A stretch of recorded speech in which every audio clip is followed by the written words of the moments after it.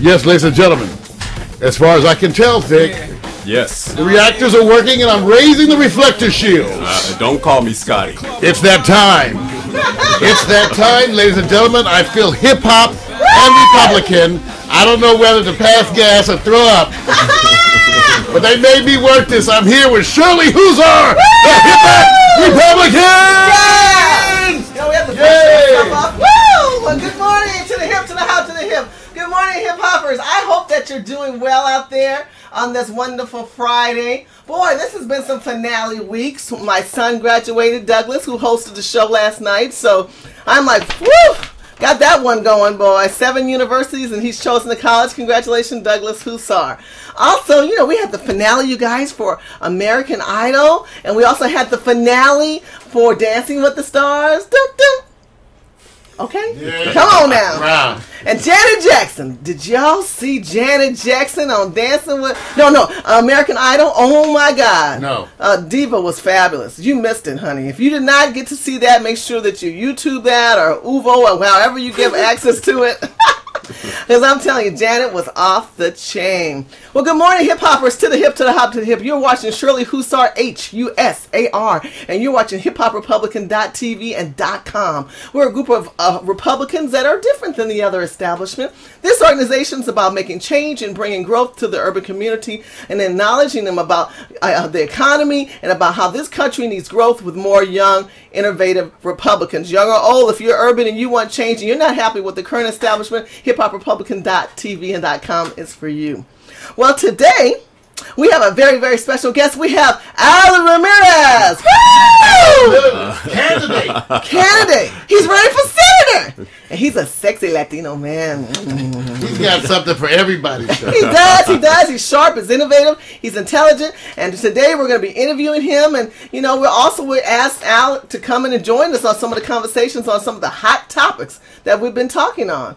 So, Mario, tell me, how you doing out there? I'm doing good today. Are you monitoring the chat room today? Oh, no. The chat, you're going to have to go with your virtual chat monitors out there. So we're going to plead to them to take over that virtual role for you. Take over that virtual role. Somebody, Sassy Republican or my girl Leslie, one of you guys out there. Yeah.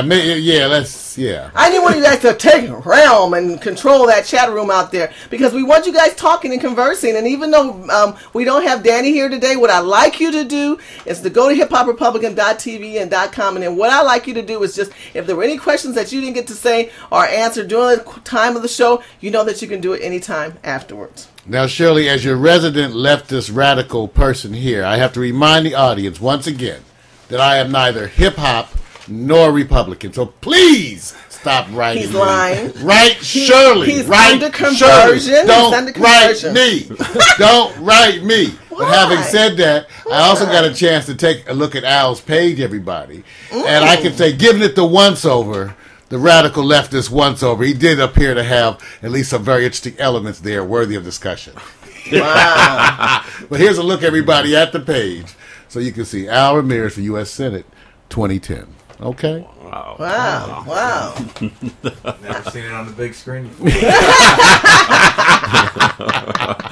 That is so wonderful. Well, let's get right into the topics. You know, we're here today to talk about Al Ramirez because we want to raise money for our candidates, and we want you out there to give money towards Al. We know there's a lot of other senators out there in the Republican ticket running, and Al's going to tell us today why he is the candidate that is definitely needed in this climate. Oh my God, what a climate we're living in California, Nevada, Arizona, Nebraska, Washington, Texas, wherever you are. We are in a different climate. And Al Ramirez is going to show you and tell you and explain to you and interact with you on how that's going to make a change. Al, it almost seems kind of unfair, and I don't know you, everybody. I know this is my first time meeting Al. But I have to admit, what a politically charged time. It's almost like I actually feel for politicians on both sides of the issues because you better tiptoe.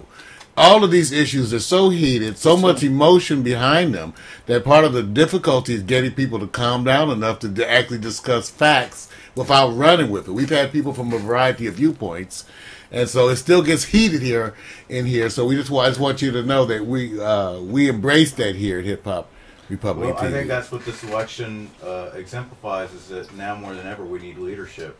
And that's what leadership is about, is being able to stay above the fray being able to have the answers. I mean, that's what people are looking for from politicians. You know, they are looking for somebody that has a little bit more insight than maybe what they do. And leadership is not something that is a slogan, or it's something that you can be coached on by a bunch of consultants, or that you can buy with a lot of TV ads. Leadership is something that you have to exemplify every day in your actions and your approach to trying to find solutions and getting people to work together. And I've done that all my life, and that's how I got my career started in politics over 20 years ago. I stood up against something. The area of Dallas that I grew up in is called Oak Cliff, and it has a very, very, very affluent community right in the middle called Kessler Park. And they thought that if they seceded from the city of Dallas, they'd be able to get rid of all the issues that we're facing today. The welfare, the people that don't take care of the homeless, code enforcement, the illegal immigration, the gangs. And, it was the pitchforks and the torches. It looked a lot like, you see some of these Tea Party rallies. And I was ready to be booed. But I stood up, I gave my 2 cents, and I got a standing ovation, and that became the story. That people started, I changed people's minds, and they realized that there was a better way. That I understand the city's forgetting us, but getting angry is an exhaustive emotion, and you have to have solutions. And to have solutions and to get people to listen to you, you have to have confidence. And I think that that's the difference between me and my opponents. I'm not stroking the flames of fear. I'm not stroking that anger. I actually have a plan. I actually have an idea of what it takes to get the economy back on track, having run small business myself and helping grow businesses all my career. And I think also that, with the immigration issue, I have a background in a family history that I think exemplifies what the American dream is all about, what the American success story is all about. I mean, my family goes back more than 6 generations in this country, and yet in every generation there's been an immigrant. I find it's very interesting too, because you mentioned 6th generation dated back to the Native American. Is it called a Choctaw? Choctaws. Choctaw, and that's an Indian tribe. Yes, it is. Can you tell me a little bit more about it? Because my family comes from the Blackfoot. Yes. Okay. Yeah. Well, the Choctaws were a southeastern Native American tribe. They were moved over to the what was back then the Louisiana territory, and then it became the Oklahoma territory, and then it became the state of Oklahoma during the Trail of Tears. There was the forced one, and then there was the voluntary one, which I don't know how voluntary it might have been. But these were considered part of the 7 civilized tribes, which were the ones that really did work. Now, what do you mean by the 7 civilized tribes? I'm not familiar with that. They weren't migrant Indians. They actually had they believed in owning land. They actually farmed. They had their own forms of government. And they were into the Western civilization before Western civilization came along. So they were able to integrate. Maybe they marketed off to your family. Yes. Yeah, well, that's how far you carry that, Shirley. But the point was that this country had been explored and charted by all these Native Americans, and they had communication pathways that existed way before they were ever acknowledged amongst us. So we know that now. And the big Trail of Tears for our audience is the forced migration that we did, which many of us in the leftist community called genocide, when we took the Native American populations and forced them to move under desperate conditions, starving conditions, to new territories in ways that almost sound like the slave trade coming over in the ships from Africa. You had those kinds of losses. Yeah. So now, but with you have a combination of being Indian plus you have Spanish settlements. You have Spanish. Yes, my in the 1800s. I noticed on your website you were talking about that. You really tell a lot of your personal history. Well, I think it's important to know your heritage, because I think that helps point you in the right direction for your future. And a lot of times, people want to pigeonhole me into whatever it is that they feel comfortable assuming that I am based on how I look. I mean, I've gotten everything as far as what people think I am, because I do have so many cultures going.